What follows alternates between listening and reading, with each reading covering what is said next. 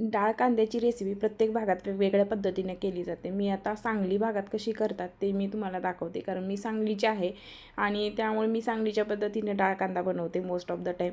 माझे घरचे जसा बनवायचे किंवा माझी आजी वगैरे कसे बनवायचे त्याच पद्धतीनं मी डाळ कांदा बनवते.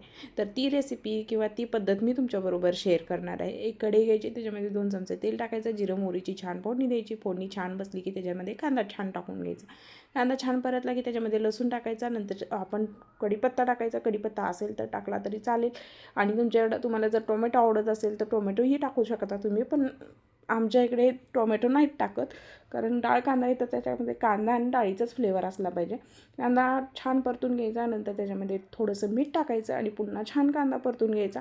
आणि कांदा छान परतला की त्याच्यामध्ये आपल्या घरचे बेसिक मसाले टाकायचे. बेसिक मसाले टाकून कांदा पुन्हा छान परतून घ्यायचा. पुन्हा थोडंसं चवीपुरतं मीठ ॲड करायचं आणि छान कांदा पुन्हा परतून घ्यायचा. आणि कांदा छान परतला की त्याच्यामध्ये कांदा लसूण मसाला थोडासा ॲड करायचा आणि पुन्हा तो कांदा लसूण मसाला कांद्याबरोबर छान परतून घ्यायचा. नंतर त्याच्यामध्ये 15 मिनटं भिजत घातलेली तुरीची डाळ टाकून घ्यायची आणि गरजेपुरतं पाणी ॲड करायचं आणि छानपैकी शिजू द्यायचं.